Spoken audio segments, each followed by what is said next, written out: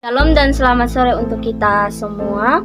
Hari ini saya akan membacakan firman Tuhan untuk kita dengarkan bersama yang terambil dari Injil Lukas pasal 10 ayatnya yang pertama sampai ayatnya yang ke-42.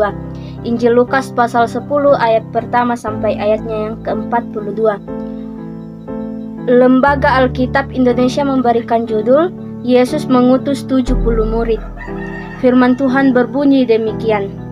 Kemudian daripada itu Tuhan menunjuk 70 murid yang lain, lalu mengutus mereka berdua-dua mendahuluinya ke setiap kota dan tempat yang hendak dikunjunginya. Katanya kepada mereka, tuaian memang banyak tetapi pekerja sedikit. Karena itu mintalah kepada Tuhan yang empunya tuaian supaya ia mengirimkan pekerja-pekerja untuk tuaian itu. Pergilah, sesungguhnya aku mengutus kamu seperti anak domba ke tengah-tengah serigala. Janganlah membawa pundi-pundi atau bekal atau kasut, dan janganlah memberi salam kepada siapapun selama dalam perjalanan. Kalau kamu memasuki suatu rumah, katakanlah lebih dahulu, damai sejahtera bagi rumah ini. Dan jikalau di situ ada orang yang layak menerima damai sejahtera, maka salammu itu akan tinggal atasnya. Tetapi jika tidak, salammu itu kembali kepadamu. Tinggallah dalam rumah itu, makan dan minumlah apa yang diberikan orang kepadamu, sebab seorang pekerja patut mendapat upahnya.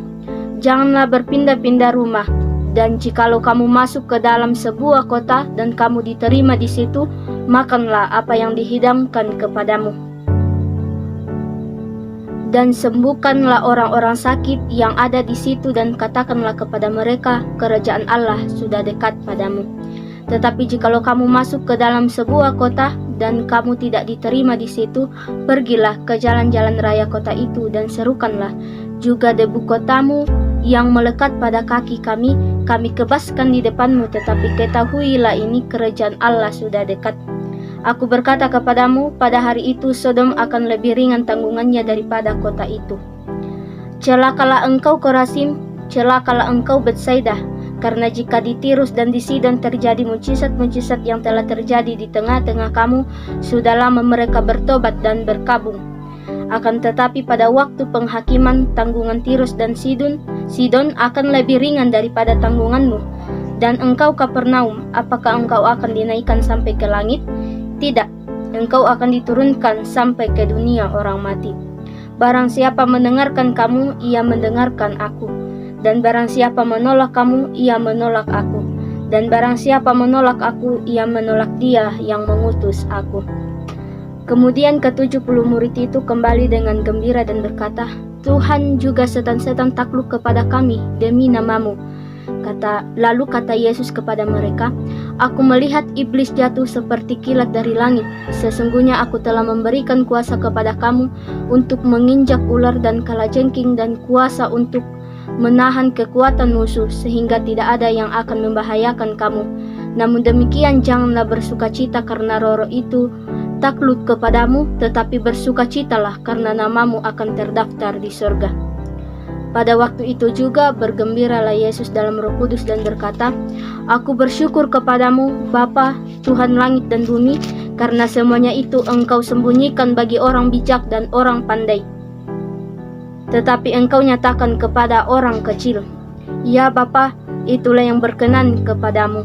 Semua itu diserahkan kepadaku oleh Bapakku, dan tidak seorang pun yang tahu siapakah anak selain Bapa, dan siapakah Bapa selain anak, dan orang yang kepadanya anak itu berkenan menyatakan hal itu. Sesudah itu berpalinglah Yesus kepada murid-muridnya tersendiri dan berkata, Berbahagialah mata yang melihat apa yang kamu lihat, karena aku berkata kepadamu, banyak nabi dan raja ingin melihat apa yang kamu lihat, tetapi tidak melihatnya, dan ingin mendengar apa yang kamu dengar, tetapi tidak mendengarnya. Pada suatu kali, berdirilah seorang ahli Taurat untuk mencobai Yesus, katanya, Guru, apa yang harus kuperbuat untuk memperoleh hidup yang kekal? Jawab Yesus kepadanya, apa yang tertulis dalam hukum Taurat? Apa yang kau baca di sana? Jawab orang itu, Kasihilah Tuhan Allahmu dengan segenap hatimu dan dengan segenap jiwamu dan dengan segenap kekuatanmu dan dengan segenap akal budimu, dan kasihilah sesamamu manusia seperti dirimu sendiri. Kata Yesus kepadanya, jawabmu itu benar, perbuatlah demikian maka engkau akan hidup. Tetapi untuk membenarkan dirinya, orang itu berkata kepada Yesus, dan siapakah sesamaku manusia? Jawab Yesus, adalah seorang yang turun dari Yerusalem ke Yeriko. Ia jatuh ke tangan penyamun-penyamun yang bukan saja merampoknya habis-habisan, tetapi yang juga memukulnya, dan sesudah itu ia pergi meninggalkan setengah mati. Kebetulan ada seorang imam turun melalui jalan itu. Ia melihat orang itu, tetapi ia melewatinya dari seberang jalan. Demikian juga seorang Lewi datang ke tempat itu. Ketika ia melihat orang itu, ia melewatinya dari seberang jalan. Lalu datang seorang Samaria yang sedang dalam perjalanan ke tempat itu, dan ketika ia melihat orang itu, tergeraklah hatinya oleh belas kasihan. Ia pergi kepadanya lalu membalut luka-lukanya, sesudah ia menyiraminya dengan minyak dan anggur. Kemudian ia menaikkan orang itu ke atas keledai tunggangannya sendiri, lalu membawanya ke tempat penginapan dan merawatnya. Keesokan harinya ia menyerahkan 2 dinar kepada pemilik penginapan itu, katanya, rawatlah dia, dan jika kau belanjakan lebih dari ini, aku akan menggantinya waktu aku kembali. Siapakah di antara ketiga orang ini menurut pendapatmu adalah sesama manusia dari orang yang jatuh ke tangan penyamun itu? Jawab orang itu, orang yang telah menunjukkan belas kasihan kepadanya. Kata Yesus kepadanya, pergilah dan perbuatlah demikian. Ketika Yesus dan murid-muridnya dalam perjalanan, tibalah ia di sebuah kampung.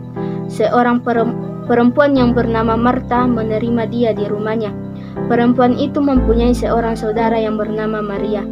Maria ini duduk dekat kaki Tuhan dan terus mendengarkan perkataannya. Sedang Marta sibuk sekali melayani.